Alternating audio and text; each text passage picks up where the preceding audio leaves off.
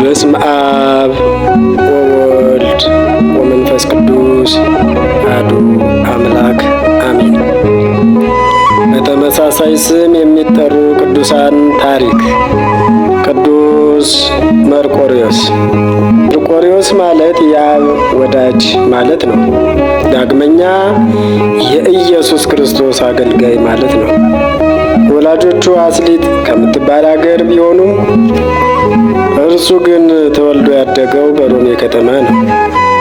አያቱና አባቱ ስራቸው አውሬ ማደን ስለነበር አንድ ቀን እንደ ልማዳቸው አውሬ ሲያድኑ ከገጸ ከለባት ወገን የሆኑ ሁለት ወንዶች አግኝተዋቸው የመርቆሬዎስን አያት በሉት። አባቱን ሊበሉት ሲሉ የታዘዘ መልአክ ከሰማይ ወርዶ ከለከላቸው። ዙሪያቸውን በእሳት አጥሮ ከበባቸው። እነርሱም በተቸገሩ ጊዜ ለመርቆሬዎስ አባት ሰገዱለት። በዚያን ጊዜም እግዚአብሔር ፍጥረታቸውን ወደ ገራምነት ለወጠውና እንደ በጎች የዋህ ሆነው አብረውት ወደ መንደር ገቡ። ከዚያ በኋላ ቅዱስ መርቆሬዎስ ተወለደ። ስሙም ፒሉጳዴር ተባለ።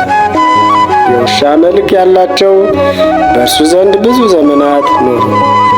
ከዚያም በኋላ ክርስቲያን ሆኑ።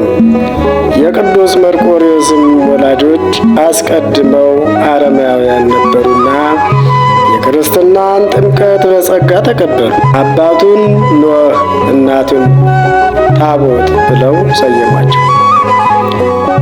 ቀድሞ ፒሉጳዴር የነበረው ስሙ ተለውጦ መርቆሬዎስ ተባለ። የውሻ መልክ ያላቸው ግን መልአኩ በተገለጠላቸው ጊዜ እንደነገራቸው ለቅዱስ መርቆሬዎስ አባት የሚታዘዙና የሚያገለግሉ ሆኑ። ንጉሡም የመርቆሬዎስን አባትና የውሻ መልክ ያላቸውን ዜናቸውን ሲሰማ ወታደሮችን ልኮ በፊቱ አቆማቸው። እግዚአብሔርም የቀድሞ ፍጥረታቸውን መልሶላቸው አራዊት አደረጋቸውና ንጉሡን እጅግ አስፈሩት። ንጉሡም የቅዱስ መርቆሬዎስን አባት አራዊት ተፈጥሯቸውን ያርቅለት ዘንድ ለመነው። የቅዱስ መርቆሬዎስ አባትም በለመነው ጊዜ ወደ እግዚአብሔር ጸለየና ወደ ገራምነት መለሰለት። ንጉሡም የመርቆሬዎስን አባት ገዥና የሰራዊት አለቃ አድርጎ ሾመው። የውሻ ፊት ያላቸው አብረው ያገለግሉት ስለነበር ሁሉም ይፈሩት ነበር። ንጉሡም የመርቆሬዎስን አባት ወደ ጦርነት ከላከው በኋላ ሳይመለስ ስለቀረ ሚስቱን ሊያገባት አሰበ። የመርቆሬዎስ አባትም የመርዶሳውያን አገሮች ሁሉ ገዢ በነበረው ንጉሥ ተይዞ ቢማረክም ገዢው ክርስቲያን በመሆኑ አይቶ አከበረው። ቆይቶም በሀገሩ ላይ ሾመው። ሚስቱም ጠፍታ ከሀገሯ ወጥታ ሄዳ ስለነበር ከባሏ ጋር ተገናኝተው በዚያ መኖር ጀመሩ። መርቆሬዎስም አባትና እናቱ ከሞቱ በኋላ ንጉሡ በአባቱ ፈንታ በመርዶሳውያን አገር ላይ ሾመው። መርቆሬዎስም መኮንንነትን በተሾመ ጊዜ ገጸ ከለባት አብረውት ነበሩ። ለመዋጋትም በሚወጣ ጊዜ የቀድሞ የአራዊት የሆነ ተፈጥሯቸው እግዚአብሔር ይመልስለት ስለነበር ማንም አይቋቋመው ነበር። ለቅዱስ መርቆሬዎስም ታላቅ የድል አድራጊነት ኃይል ተሰጠውና ዜናው በሁሉ አገሮች ተሰማ። በሮሜ ሀገርም ጣዖት የሚያመልከው ዳኪዎስ የተባለ ንጉሥ የበርበር ሰዎች ጋር ጦርነት ሊገጥም በወጣ ጊዜ እጅግ ሲበዙበት ፈራ። ቅዱስ መርቆሬዎስም በጦር መሃል የተሳለ ሰይፍ የያዘ የእግዚአብሔርን መልአክ ስላየ ንጉሡን እግዚአብሔር ያጠፋቸዋልና አትፍራ አለው። መልአኩም ሰይፉን ለቅዱስ መርቆሬዎስ ሰጠውና ጦርነቱን ባደረግ ጊዜ እግዚአብሔርን አስበው አለው። ጦርነቱንም ድል አድርጎ ሲጨርስም መልአኩ ድጋሜ ተገልጦለት ለምን የፈጣሪን ስም መጥራት ረሳህ? አለው።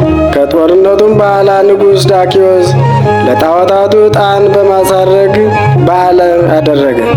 ቅዱስ መርቆሬዎስን በዚያ ስላልተገኘ ጣዖታቱ ዕጣን በማሳረጉ ንጉሥ እንዳልተባበረው ሲያውቅ መልእክተኞችን ልኮ አስመጣ። ንጉሡም ከኔ ጋር ለምንድነው አታጥንም? አለው። ቅዱስ መርቆሬዎስም ትጥቁንና ልብሱን አውልቆ ከወረወረውለት በኋላ ክብር ይግባውና አምላኬ ኢየሱስ ክርስቶስን ፈጽሞ አልከደውም፣ ለረከሱ ጣዖቶችም አልሰግድም አለው። ንጉሡም ተናዶ ልዩ ልዩ የሆኑ ስቃዮችን እጅግ አሰቃየው። ንጉሡም ስለ መርቆሬዎስ ብለው የሀገር ሰዎች እንዳይነሱበት ፈርቶ በብረት ችንካር ቸንክሮ የቀጶዶቅያና የእስያ ክፍል ወደ ሆነች ወደ ቄሳርያ ከደብዳቤ ጋር ላከው። በዚያም እጅግ ካሰቃዩት በኋላ ንጉሡ ዳኪዎስ እንዳዘዘው ኅዳር 25 ቀን አንገቱን በሰይፍ ቀረጡትና የሰማዕትነት ተጋድሎን ፈጸመ። የሕይወት አክሊልም ተቀዳጀ። ዓለሙም ሁሉ አብያተ ክርስቲያን ታነጸለት። እግዚአብሔርም ድንቅ ድንቅ የሆኑ ታምራትን በቅዱስ መርቆሬዎስ ስም አደረገ። ከብዙ ታምራቱ አንዱ የቄሳርያ ሊቀ ጳጳስ ባስልዮስ ረድቶታል። ከሃዲው ኡልያኖስን የገደለበት ነው። ኡልያኖስ ነግሶ የክብር ባለቤት ጌታችንን ክዶ ጣዖትን ማምለክ እና ክርስቲያኖችን ማሰቃየት ጀመረ። የቄሳርያ ሊቀ ጳጳስ ባስልዮስም አስተምሮ ሊመልሰው ወደ ንጉሡ ቢመጣ ክብር ይግባውና ኡልያኖስ ጌታችንን ሰድቦ ባስልዮስንም አሰረው። ባስልዮስም በእስር ቤት ውስጥ ሳለ በቅዱስ መርቆሬዎስ ስዕል ፊት ጸለየ። ስዕሉም ወዲያው ተሰወረ። ያን ጊዜ ወደ ከሃዲው ንጉሥ ኡልያኖስ ዘንድ ሂዶ በጦር ወቅቶ ገደለውና ወዲያውም ወደ ቦታው ተመለሰ። ከጦሩም አንገት ደም ይንጠፈጠፍ ነበር። ቅዱስ ባስልዮስም ከሃዲውን ንጉሥ እንደገደለው አውቆ የክርስቶስ ምስክር ጌታዬ ሆይ የእውነት ጸር የሆነ ኡልያኖስን ገደልኸውን? አለው። ስዕሉም ያን ጊዜ አዎን እንደሚል ራሱን ዘንበል አደረገ። ቅዱስ ባስልዮስም ደስ ብሎት እግዚአብሔርን አመሰገነ። ሌላው ሰማዕቱ ቅዱስ መርቆሬዎስ በታምሩ ከእስልምና እምነት መልሶ ክርስቲያን ያደረገው አንድ እስላም ሰው አለ። ይህም የቅዱስ መርቆሬዎስ ቤተ ክርስቲያን በተሰራችበት በምስር አገር የሚኖር ከመሳፍንት ወገን የሆነ ወጣት ነበር። ከብዙ ሰዎች ጋርም ሆኖ ወደ መሐመድ መቃብር ለመሄድ እንዳሰበ ለአባቱ ሲነግረው ስንቅ ሰንቀው በሰላም ወደ መካ ሸኙት።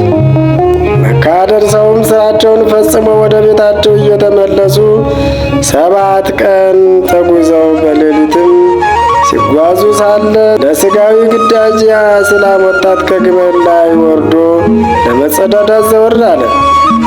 እነርሱ አብሯቸው የሚሄድ መስሏቸው ስለነበር ባልንጀሮቹ በበረሃ ውስጥ ትተውት ሄዱ። በዚያን ጊዜ በምስር አገር በአባቱ ቤት አቅራቢያ ያለች የሰማዕቱ የቅዱስ መርቆሬዎስን ቤተ ክርስቲያን አስታውሶ በልቡ ቅዱስ መርቆሬዎስን እንዲያድነው በመለመን ተሳለ። ወዲያውም ቅዱስ መርቆሬዎስ በፈረስ ተቀምጦ ወደ እርሱ መጣና ከወዴት ነህን? አለው። ከዚህ በረሃ ውስጥ እንዴት ጠፋህ? አለው። ወጣቱ እስላምም የሆነውን ነገር ሁሉ ለቅዱስ መርቆሬዎስ ነገረው። ቅዱስ መርቆሬዎስም ና በኋላ በፈረሱ ላይ ተፈናጠጥ አለውና በአየር ላይ እየበረረ በምስር አገር ወዳለች የቅዱስ መርቆሬዎስ ቤተ ክርስቲያን ውስጥ እንደ ዓይን ጥቅሻ አደረሰውና እንደ ተዘጋጅ በውስጡ አስገባው እና ከዚያ ተሰወረ። ይህም ወጣት በኋላ አምኖ ተጠምቆ ብዙ ሰማዕትነትን ተቀብሏል። ገዳምም ገብቶ ብዙ ከተጋደለ በኋላ እንደገና ወደ አገሩ ተመልሶ ብዙዎችን ወደ ክርስትና ሃይማኖት አምጥቷል። በቅዱስ መርቆሬዎስ ስም ቤተ ክርስቲያን አሰርቶ አበምኔት ሆኖ ብዙ መነኮሳትንም አፍርቷል። እግዚአብሔር አምላክ ከሰማዕቱ ከቅዱስ መርቆሬዎስ ረድኤትን፣ ጸጋን፣ ክብርን ያድለን።